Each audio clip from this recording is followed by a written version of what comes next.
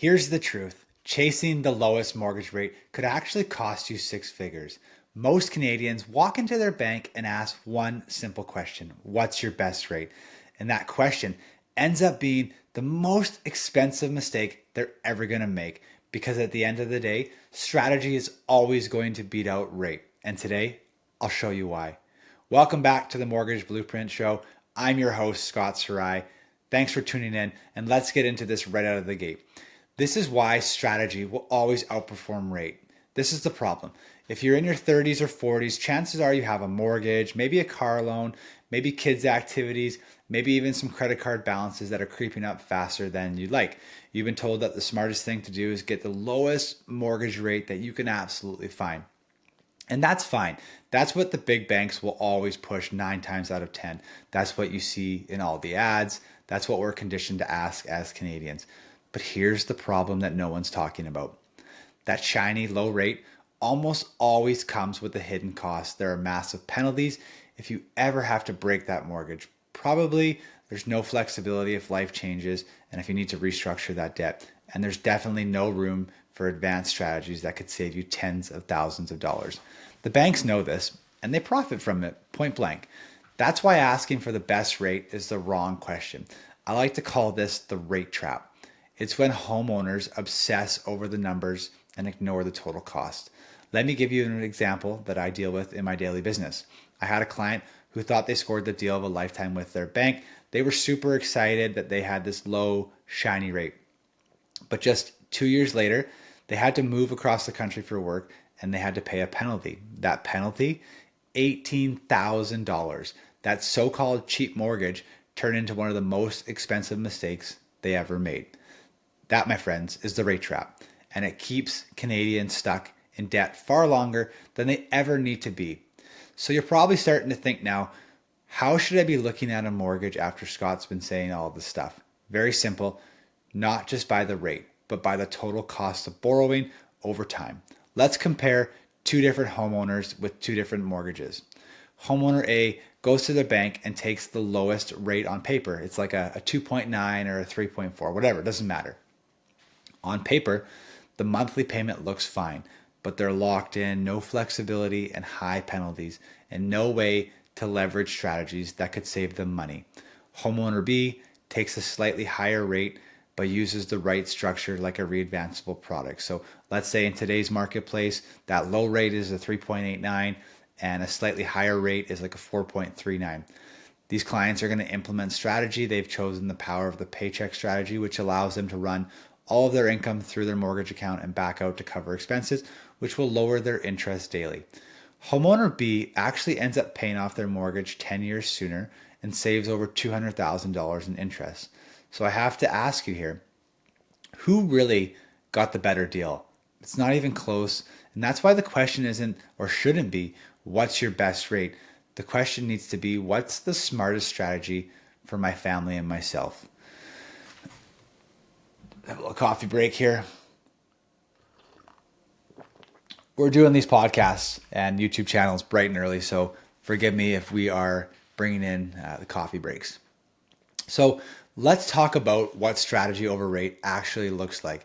It's one thing for me to sit here and tell you that you need to do it, but it's another to explain it. So I'll give you a few examples. Keep in mind, this is just a high level explanation of them. First, we have cash damming. It's where we use rental income to make your mortgage interest tax deductible. So this will apply to anyone who owns standalone rental properties or for even those who have a house with a mortgage helper in it. So in the West Coast, those who have the basement suite rentals, back east, the up downs or the duplexes, this is a perfect strategy for you because we're not asking for any extra money. We're taking the cards that were dealt to you and we're going to use those to your advantage. Okay, so that's the first one. Next up, we have the power of the paycheck. Now, this one is getting a lot of publicity, good press, bad press online in the mortgage brokering community. For good or bad, the strategy works for clients, particular clients. And this is where we're structuring your income to flow through your mortgage to pay down daily interest and then service any expenses that your household incurs. Okay, so that's the power of the paycheck.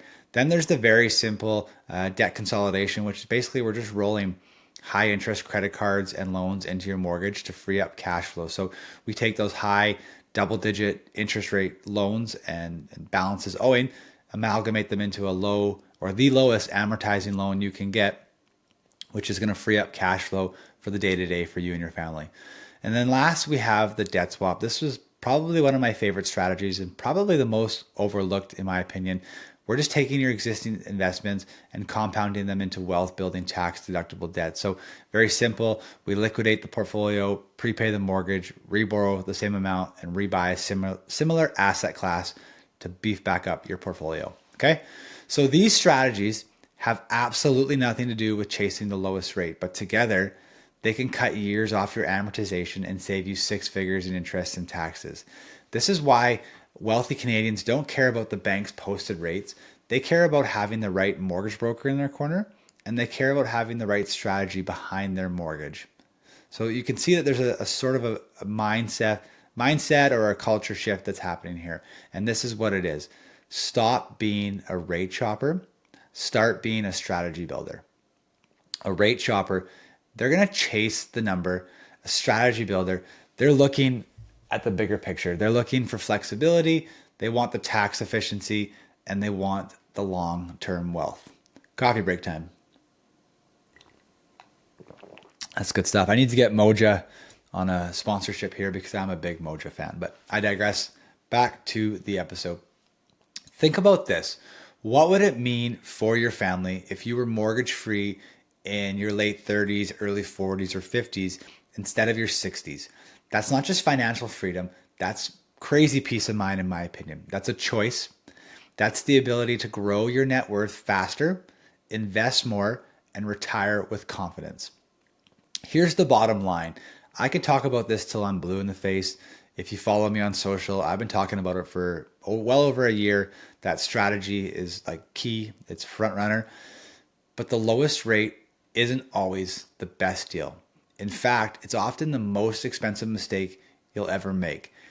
Low rate doesn't equal low payment. I can put you in a HELOC interest only payments that will give you the lowest payment per month. So it's a higher rate, lowest payment. So again, the lowest rate, it doesn't always equal the lowest payment.